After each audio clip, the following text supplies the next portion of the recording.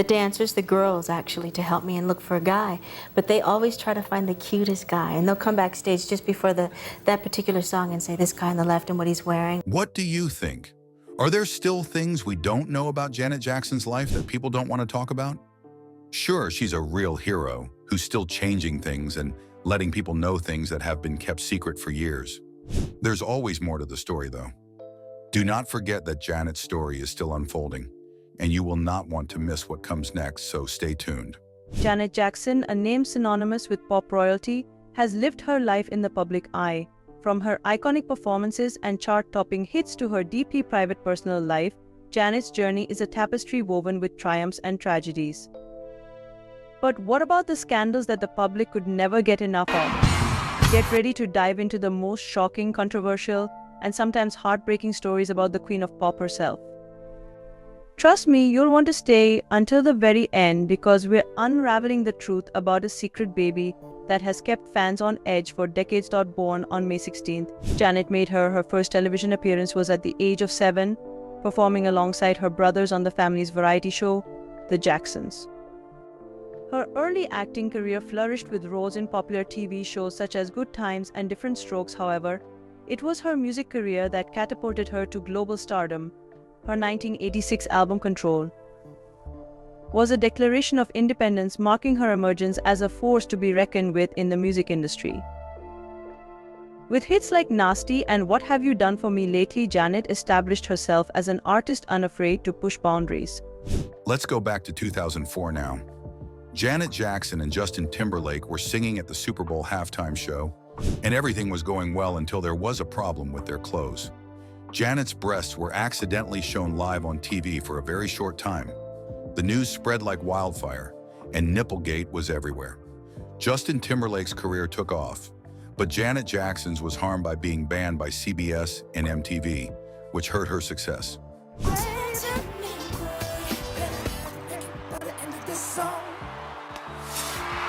Choose your music. Choose to be different. Back to Janet Jackson, but this time, in the final moments of this whole big show, superstar Justin Timberlake comes onto stage. Him and Janet Jackson perform one of Timberlake's most popular songs, Rock Your Body. The final line of that song says, quote, "Bet I'll have you naked by the end of this song." It feels really weird to say that in quotes. I have to blur this moment. Justin Timberlake reaches over and pulls the breast cup of Janet Jackson's shirt, ripping it off to reveal her breast for just over a half a second to an audience of millions of people. This moment was a spark that lit a wildfire. Was it planned, Janet? Tell us exactly what happened. Last week's shameful halftime display. We love giving y'all something to talk about. Closer, they'd be good.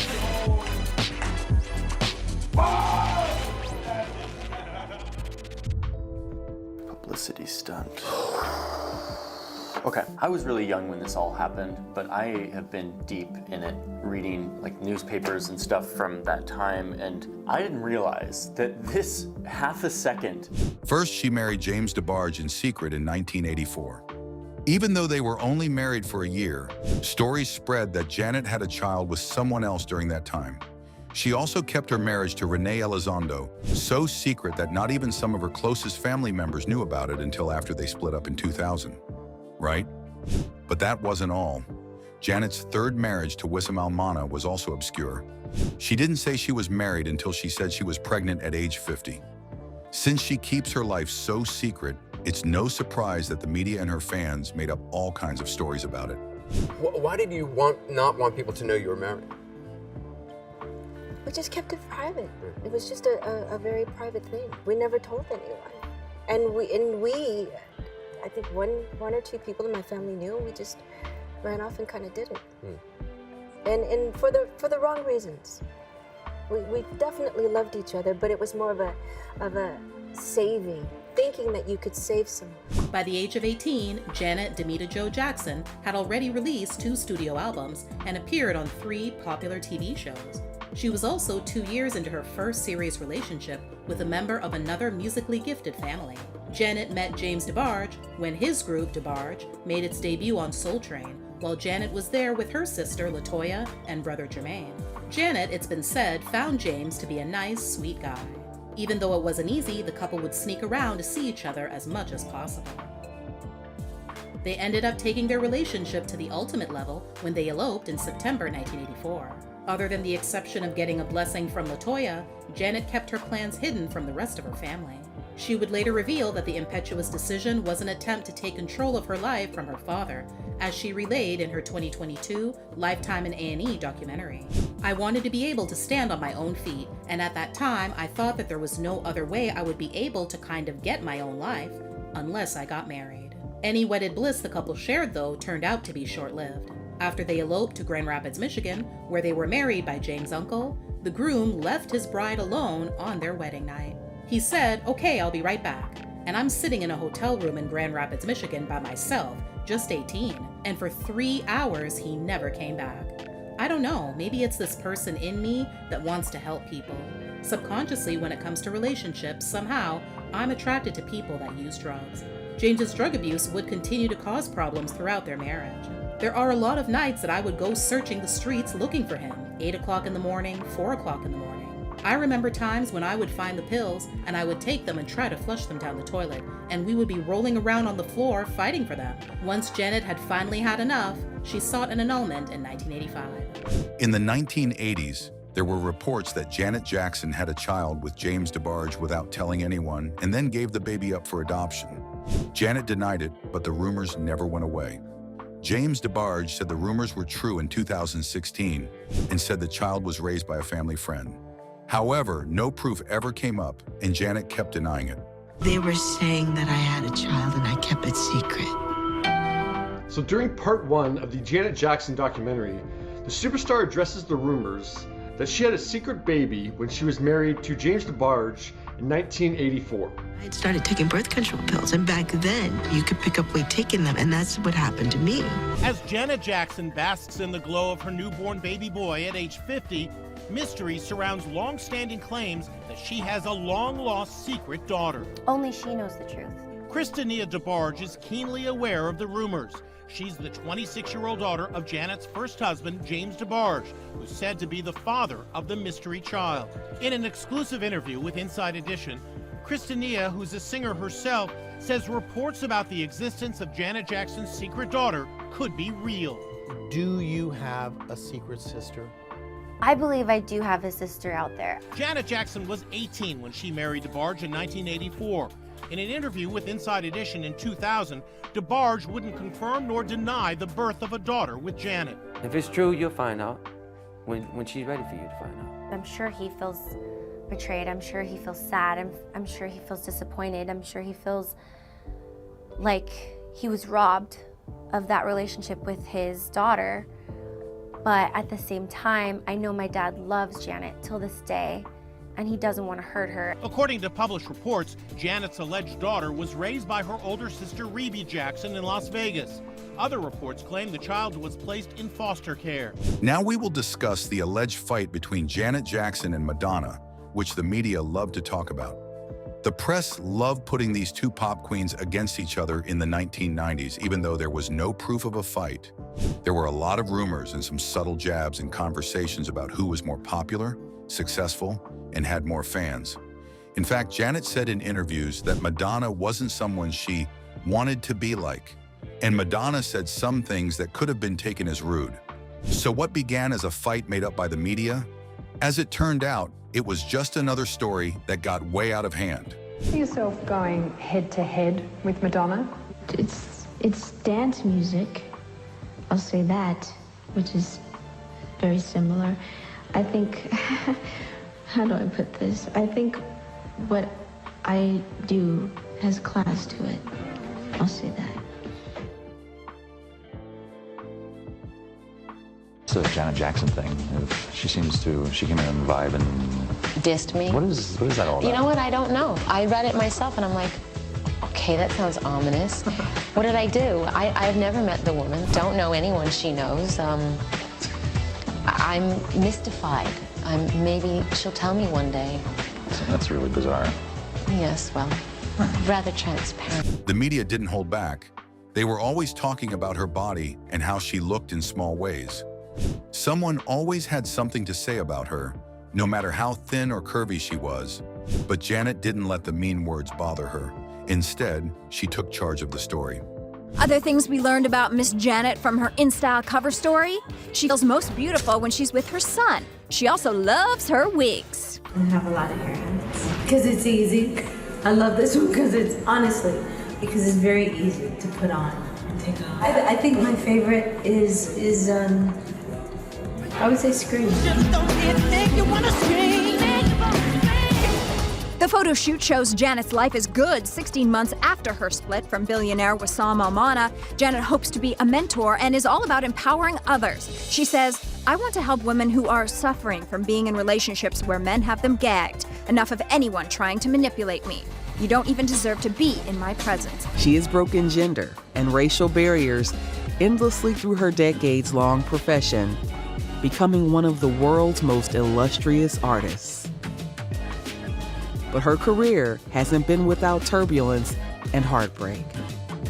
Once cast in the shadow of her famous family, Janet has managed to prove herself as someone worth paying attention to, becoming a powerhouse figure in her own right. Her journey is a testament to resilience, creativity, and sheer talent.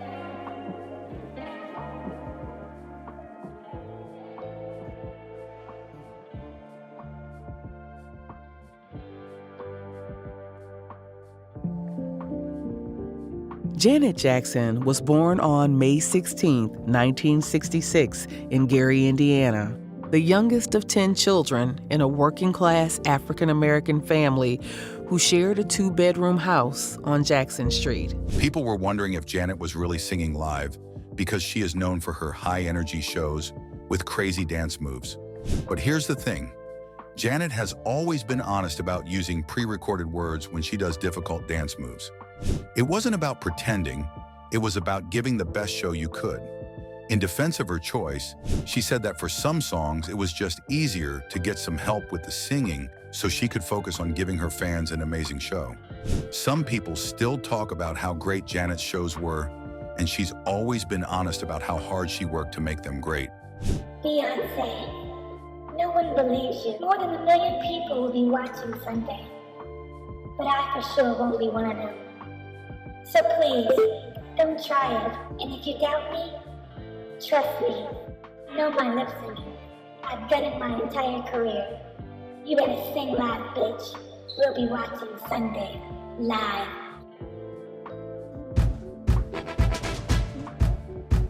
About to go down to the Super Bowl. Make sure y'all check it. I'm not even a huge Beyonce fan. I'm more the Janet fan. What I'm saying is going down on Sunday. Make sure y'all all watch it because it's definitely what everybody's going to be talking about on Monday and the whole entire week. Was it live? Pre-recorded? Was it lip syncing? How was it? Good? Was it bad? Was all that? Make sure you check it out right here. I'm Tom Street.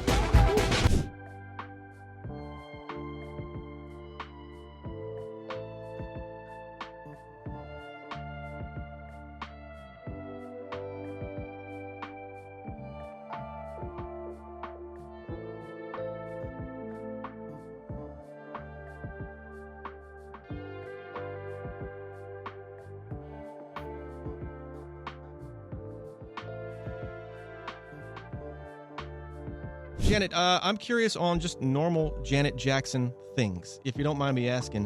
When you're at the house, do you live in LA or is New York or LA? Are you back and forth? At the moment I'm in London, but I have my place in New York. Okay, so you're at your house in New York. Do you just like normal people click back and just watch TV, just like you'll hop on the couch and boom, watch TV? Yeah. Do you go to Whole Foods and things like that, or can you or whatever grocery store like? No, I've never been into a Whole Foods. We were talking the other day because Issa's been into Target, and I've never gone to Target, and he supposedly loves Target. So he just took the keys to the car and just rolled up to Target? Yeah. Is it a bit is it tough for you to go to? I mean, look, let's be honest. You're kind of famous, Janet, and I would imagine that would cause a bit of a stir, or can you just go into a Target or whatever? It really depends on where you go, how you go. I sometimes think when you're with security, it draws more attention. The media quickly spread stories about how controlling Janet's marriage to Wissam Almana was. Many people talked about how Wissam was said to have tight rules about how she dressed and when she could go out in public. At first, though, Janet didn't say much about it in public. Janet did say that the marriage had some problems after they broke up, but she never went into too much detail about what happened. Being in the public eye and keeping a private life at the same time must have been hard. Janet Jackson keeps her private life extremely private, and that extended to her marriage to under-the-radar Qatari billionaire businessman Wissam Almana. Here are some of the reasons why the pop star split from the father of her child back in 2017. Jackson's ex is a self-made businessman worth a staggering $1 billion, according to The Richest. An insider told Page Six that Almana and Jackson's prenuptial agreement entitled Jackson to $100 million of Almana's moolah if they remained married for at least 5 years. The couple married in 2012, so the separation clocked in at almost exactly the 5-year mark. The prenup promised that the $100 million sum would be doubled to a cool $200 million if they had a child, which they did just months before announcing their marriage was over. Despite the almost suspiciously convenient timing of their son's birth and the couple's divorce filing, sources close to Jackson say she wasn't after Almana's money. TMZ estimates Jackson's own worth to be roughly $175 million, so she was supposedly set for life before she even met the guy. A pop superstar from the glitzy streets of Hollywood and a billionaire heir from a conservative Middle Eastern dynasty. This was the love story of Janet Jackson and Wissam Almana, a pairing that captivated the world as much as it puzzled it. In this video, we will unravel the secrets of Janet and Wissam's captivating romance, the controversies that clouded their marriage, and the future of their young son in this high-stakes family saga. But before we dive into this fascinating journey, make sure to like this video, subscribe to our channel, and hit the notification bell icon so you never miss an update on our latest stories.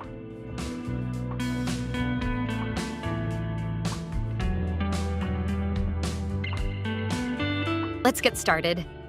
The beginning of Unlikely Love Story. It was the spring of 2010, and Janet Jackson was at a crossroads in her life. People have always wondered about Janet's looks, especially her face over the years, asking if she's had plastic surgery. The ones that have always been going around are about her nose. But here's the thing. Janet has never revealed any of the surgeries that people talk about. Instead, she just keeps looking great and stays glowing with youth. It's her choice that she hasn't told anyone about it. At the end of the day, Janet has always been about loving herself, no matter what people say. This photo was taken at a family gathering, the last time she saw her brother. It must be very special. Very. To have that photograph. Well, no, the last time I saw Mike was maybe a month before. I was giving my parents a surprise party. And so he we were came to all that? there. We were all there. The last time you saw Michael was around your birthday. 2 days before my birthday. Did you tell him you loved him? Yeah, it was the last thing we said to one another. It was. Yeah. And said, I love you. He says, I love you too, Dunk.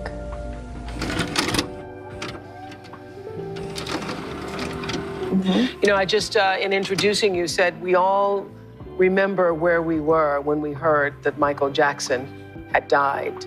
And it's one of those seminal moments in history. Where were you when you heard?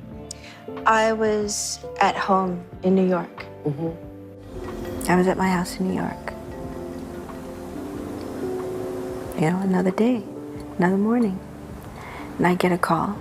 It was her assistant who told her that Michael had collapsed. And so your brother's been taken to the hospital. It's on CNN right now. Breaking news. Apparently, Michael Jackson suffered cardiac arrest this afternoon. He was I rushed called to everyone. UCLA. I spoke to Mother. I spoke to Tito. I spoke to my sister, LaToya. They were headed to the hospital. And you headed to the airport? Not at that very moment.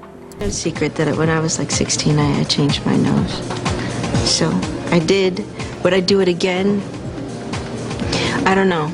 I've seen a lot of women that have been pulled and snatched, and it's not too cute. I'm telling you this now. Ask me in about 20 more years. I'm like,